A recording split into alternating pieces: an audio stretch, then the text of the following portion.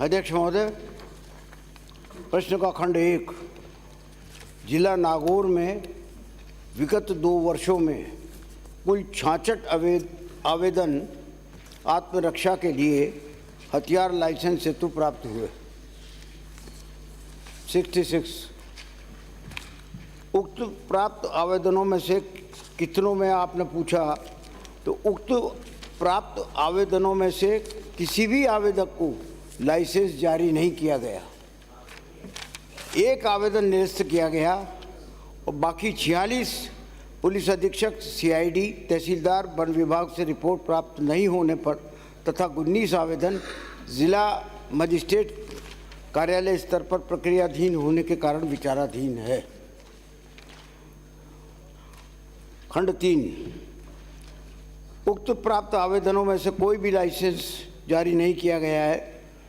हथियार लाइसेंस आयुध अधिनियम 1959 की धारा 13 और आयुध नियम 2016 के नियम 12 के तहत जारी किया जाता है।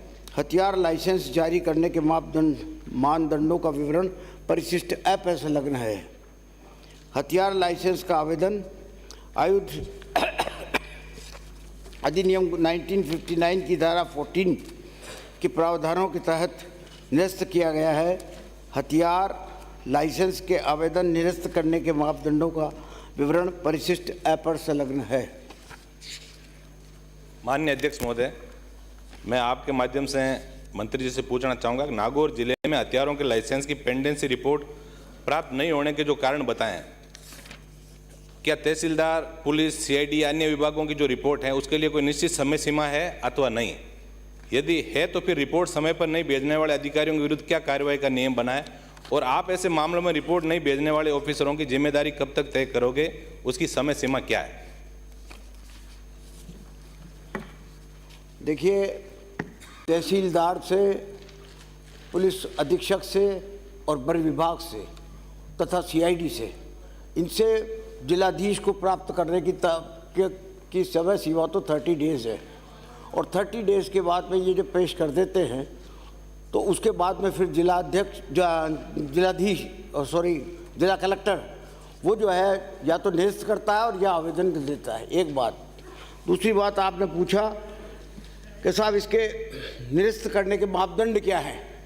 निरस्त करने के मापदंड ये हैं कि किसी कारण से अगर वह आदमी अयोग्य समझा जाता है या विकृत चित्त का है या 21 साल से कम उम्र का है और आवेदक के विरुद्ध परशांति कायम करने या और सदाचार के लिए उसको पाबंद कर रखा है, आवेदक किसी अपराध में दोष सिद्ध कर दिया गया हो और फायर आर्म्स रखने के लिए मना कर दिया गया, विरुद्ध आपराधिक प्रकरण अगर उसके खिलाफ विचाराधीन है और मजिस्ट्रेट लोक शांति या लोक क्षेम के सुरक्षा के लिए अनुज्ञा पत्र जारी करने से इनकार करना आवश्यक समझता है तो उसको निरस्त कर दिया जाता है।